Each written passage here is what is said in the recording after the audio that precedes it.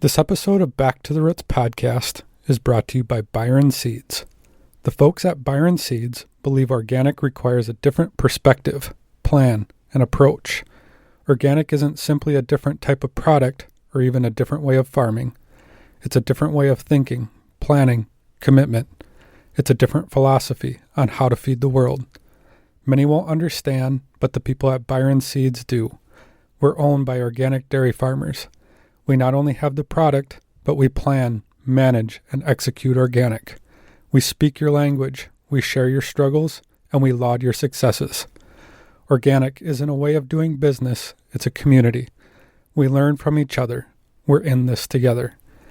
We'd be glad to talk cropping plans, management systems, the road to profitability. We understand what you're trying to do.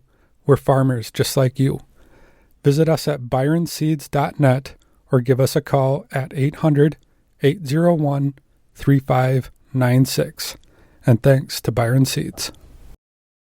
It's time to start thinking about fall. For growers planning on winter wheat, Soil Biotics Organic 1R seed treatment can be applied to organic winter wheat seed for increased germination and better stands.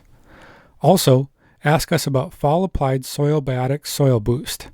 This high-quality humic product increases nutrient availability by solubilizing soil-bound nutrients and rebalancing the soil naturally. It is compatible with dry fertilizers or manures and increases microbial activity in highly mineralized soils. See the entire lineup at soilbiotics.com.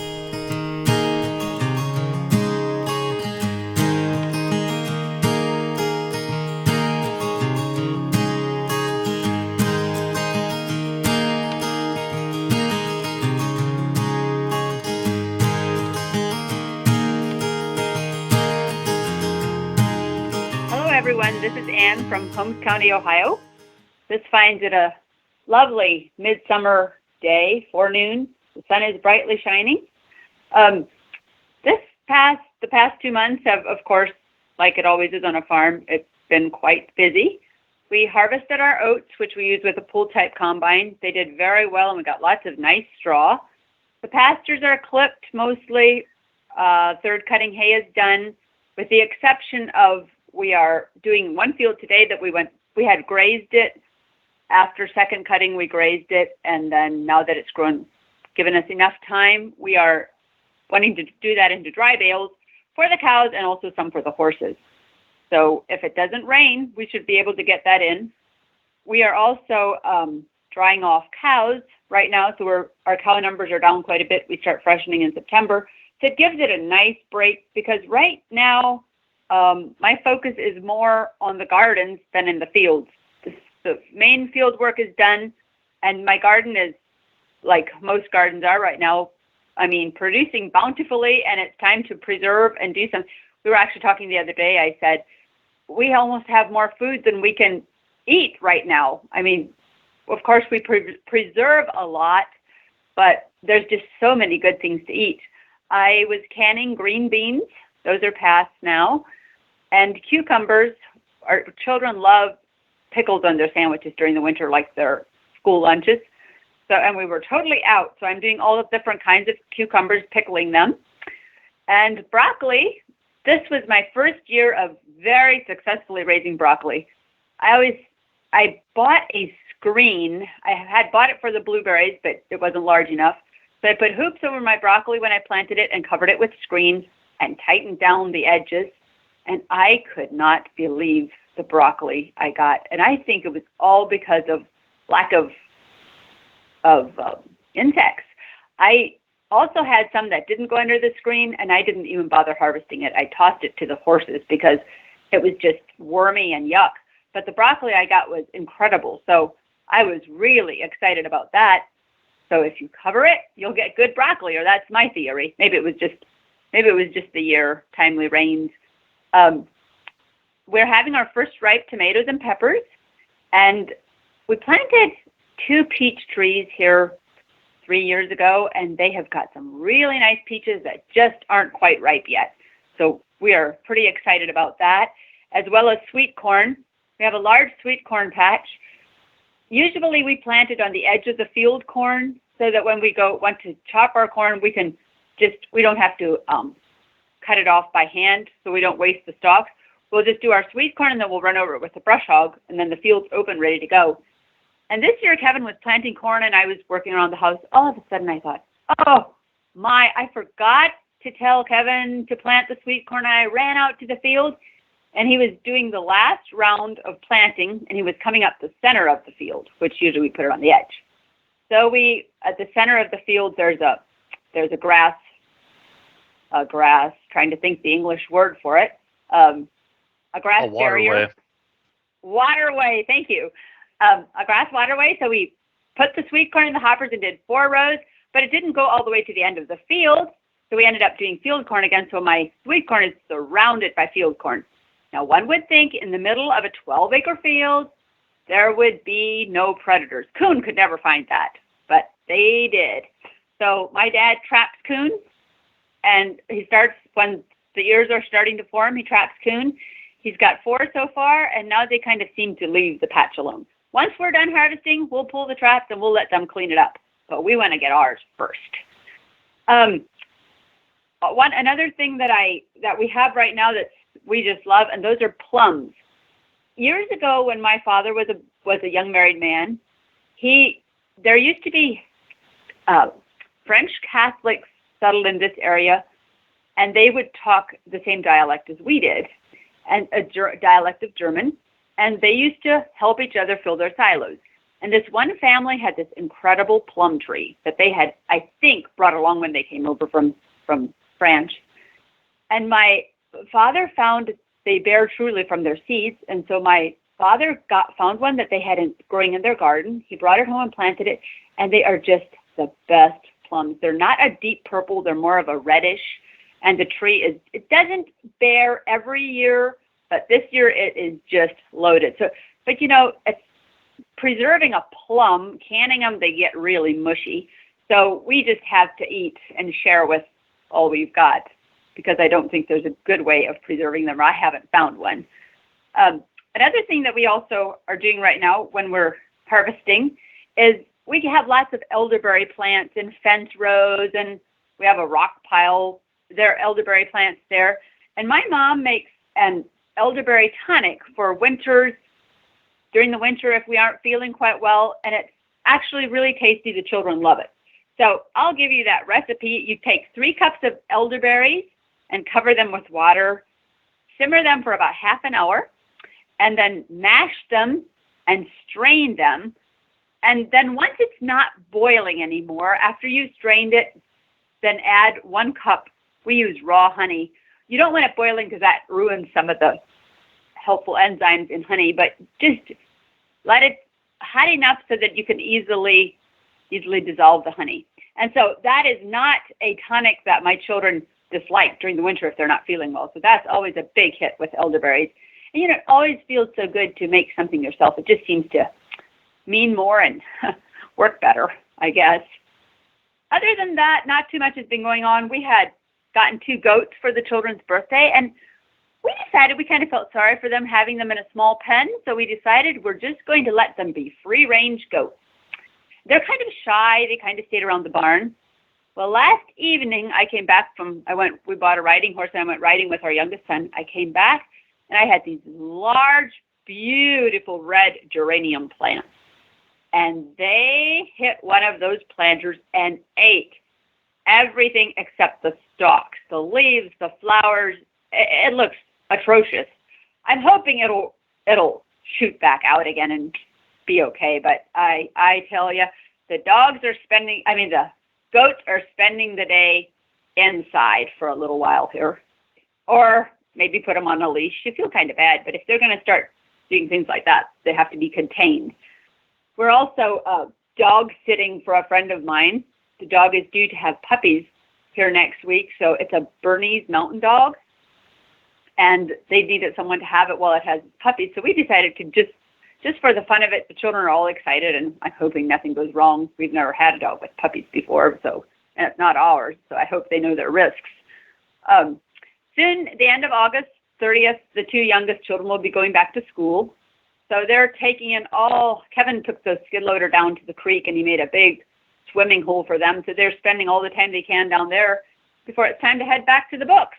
So other than that, there's not much happening around here, but I guess we'll see you 2 months.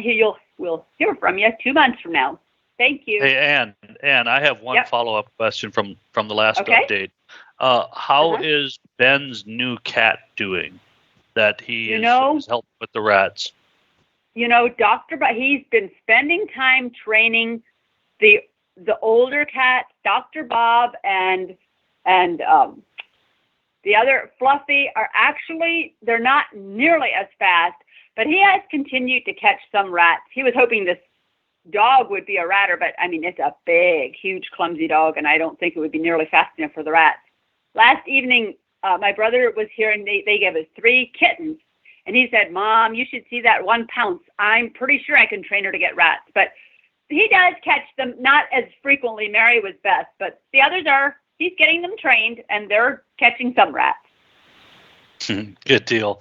Well, I hope he gets that little kitten trained really well. So, hey, Ann, thanks so much for taking the time to give us an update. Appreciate it. You're welcome. Enjoy your day. Hey, Abbie. Good to have you back on for the August update. And I know in June you had mentioned that you had a good hay crop, and I just wondered, how has the growing season been since we talked last? Oh man. It's nice to be back. Our hay crop is in the same exact position that it was in the last time we talked, basically, which sounds, oh my gosh, talk about a study in extremes. We were in drought, but the crop had, like I said last time, managed to stay really great. We finished chopping, and June 28th was the last time, maybe 29th. Anyway, one of the last days in June was the last days that any of the tractors with hanging equipment moved. We have been able to do no cropping since then. We have been deluged with rain. I'm not sure of the exact inches, but so many. I will say that, in a testament to the power of a strong soil bank and the capabilities of organic matter and rotational grazing and all of that, this has been a lot of evidence in that regard because the pastures are not as bad as I think I can confidently say this, as they might have been before we were intensively grazing in the ways that we do now.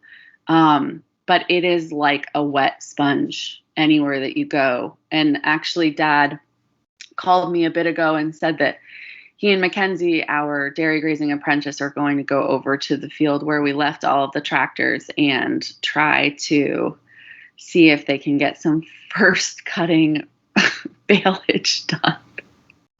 It's not funny. It's one of those things where I don't know,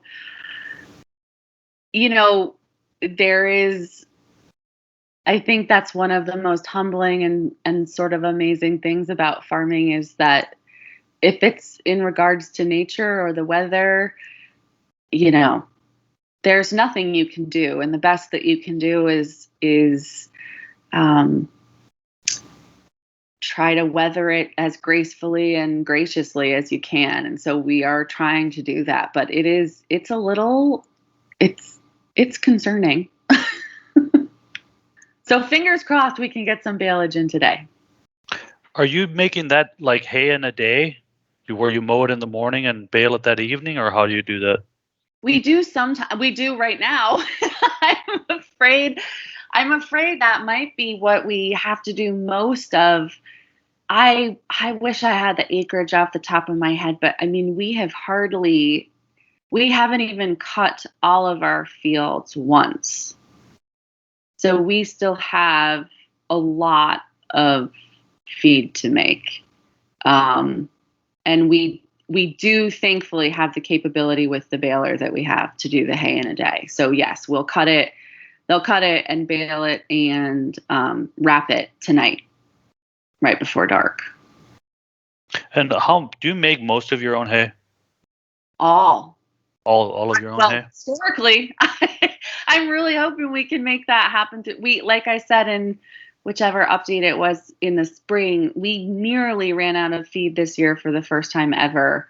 And with the way that things are going now, I am choosing to have faith that something will shift and we will be able to get in all of the feed that we need. But I am not overly confident in it, or I guess I'm not sure how it's going to turn out. But no, we have been very fortunate in that regard. We normally can put up everything that we need and generally have the capability to sell quite large quantities to other primarily Organic Valley farmers in the area. Has the rain been widespread in your region? No. Or is it kind of spotty? It's been fairly so up in northern Vermont, for example, which is, I want to say as close as an hour or two away, maybe two. They're still, if not in drought, then abnormally dry. And down here, we have had flooding damage. Some bridges have washed out and roads and things like that. So it's within a very, overall in the grand scheme of geography of the United States, like in a very small distance, the weather extremes are entirely different. Now, there would also be a significant change in elevation as well. You're high, right? Yes, we're at 2,000 feet. Yep. So we sort of capture this strange, as I understand it, this strange air ridge or something that tends to, the way that the precipitation moves across us when it does, we tend to capture it, which, in a drought is great. but it means that it can sometimes, there have literally been multiple days in the last few weeks where there's been no rain in the forecast. And, we've gotten 2 to 5 inches of rain. Oh, wow. With no warning. Wow. That makes it really hard to put up any good hay. Yes. Yep. Luckily, the girls are doing a great job and their body condition still looks really great. And it seems like they're getting the nutrition they need from the pastures and the pastures are holding well. But yes, as far as cropping goes, we are really in quite a pickle at the moment. How has the production been pretty good this year? It has. I don't have the numbers. I don't know. I'm trying to think. I know our numbers are, somatic cell and things like that are holding well, and fat and protein are well. Yield-wise, I'm not really sure where they're at. We go down. We're naturally semi-seasonal anyway. We only calve from late April to early October. And so we kind of have a natural decline in theory so that, we have fewer cows to milk when we're trying to do all the haying and cropping. So, our production goes down at this time of the year anyway, but I believe that it's holding quite well, actually, in spite of all of those things. Yeah, that's really, really interesting that, northern Vermont is bone dry and you're swimming. It's crazy how these little microclimates, how much things can vary from, 50 miles away. It's just very striking because I taught, we keep in good contact with a lot of farmers up in northern Vermont, and it's just, it's wild. It's just wild how different it is at each end of the state. Absolutely. Well, Abbie, I just want to thank you so much for taking the time to give us this August update, and I really hope and pray for good weather so you can get your crops in, and hopefully you'll have a wonderful, nice fall. So thanks for taking the time. Thank you so much. We're crossing our fingers for the same. Hello, everyone. Again, this is Jolynn McClelland from Petaluma, California, with Robert McClelland Dairy. I don't really have a lot different things to report since the last time. We're still sitting here with no rain, which is actually normal for this time of year, I think, as I stated before. So far, it's been a pretty mild summer out in my area. Again, I'm about 10 miles from the coast, from the Pacific Ocean. So we don't sometimes have as high of temperatures as they do further inland in the county. And then definitely we have mild temperatures than they do in the Central Valley of California, where I'm sure some of you have seen weather reports where it's been pretty hot. There are wildfires, but they are in different parts of the state, so not affecting us right now. I will say the county so far has been very on top of any sort of fires that have broke out. There's been little ones here and there in our area, and they immediately get to action and put them out right away. On the farm, the cows are doing well. Right now, their main ration is coming from the TMR that we're feeding, since all of our pastures are in their dormant time. So everything's brown and dormant right now. A change that did happen since the last time, we have a freshwater dam that we watered most of the cows with that has actually gone dry. So we had to transfer the whole operation onto wells that we have. When we started here, there were only about 1 or 2 wells, and over the years, we've drilled about 4 more that we've never had to hook up before. Well, they are. Robert's starting to hook them up now and getting that going. People in our area and here on our own farm continue to cull cows pretty heavily and steadily. There is a buyer in the area that sends a load up to Washington State. He used to only do a run on Wednesdays, and just to give you an indication of how many more cows are being culled, he added 2 more days in the week. So that is, maybe if there's any sort of silver lining in anything that goes on with something like this, is that maybe that will help dry up some milk, and maybe eventually, if we can all make it through this, help stabilize the supply and demand a little more. So this is the time of year where everyone is frantically buying hay, trying to fill hay barns. Hay is very challenging, as you can imagine, to find. The price is high and the quality isn't that great. The other interesting challenge that they're having is finding drivers to get the hay to the dairies. The person that we buy hay from said we just have to give even more of a lead time, since it is so hard to find people that want to drive and work. So this time of year, there's a lot of preparation starting, obviously, to happen for winter. We're getting ready to start spreading manure in our fields. So we have 2 collection ponds on our place that collects the liquid manure and the solids manure. And so they'll start spreading the manure on the fields here shortly. And other different projects, fencing, and a lot of just feeding animals right now, young stock and what have you. A lot of times when we have a lot of good grass, obviously you're checking your animals every day, but they get their main diet from the grass, but now they're feeding everything. Here at home, my kids, I had mentioned, they got to participate in an in-person fair, which we're pretty excited about, given we are here in California where things have been a little stricter.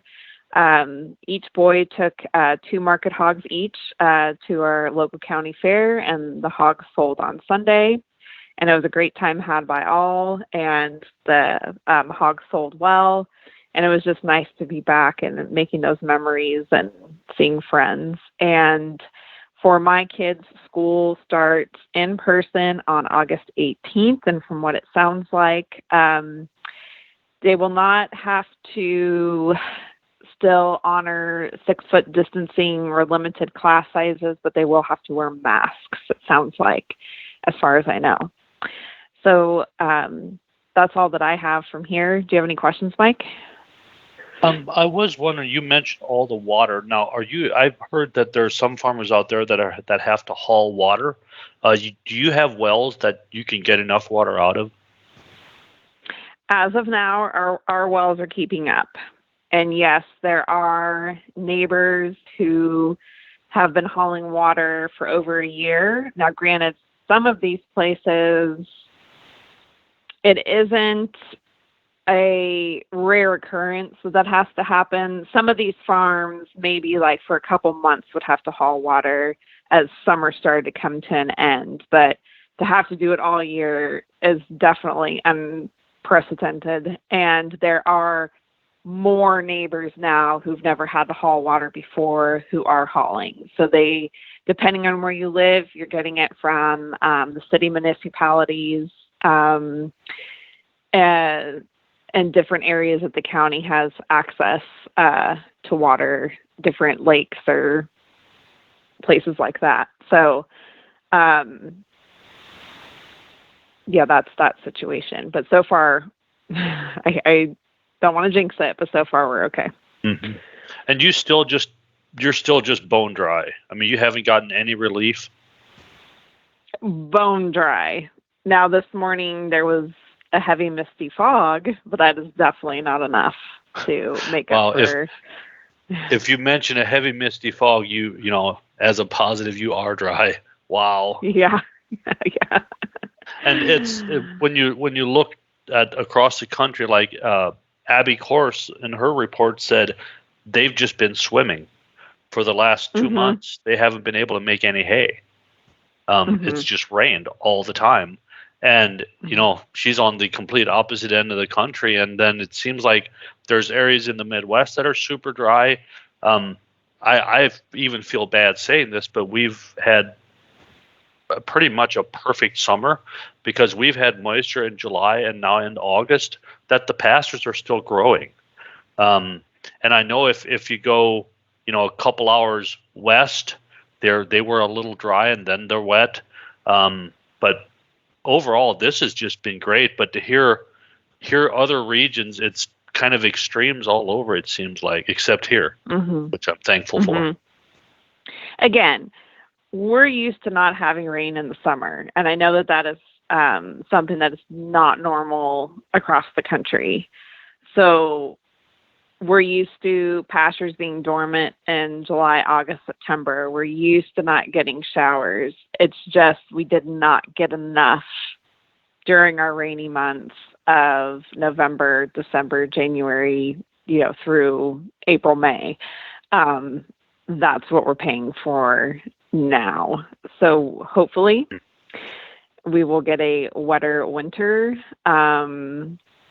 The experts or the people are concerned that we may have another dry winter. So they just actually, I read a really quick headline. So the Russian River is north of us, and apparently they've turned off all rights to any irrigation for farming, grape growing, anything like that.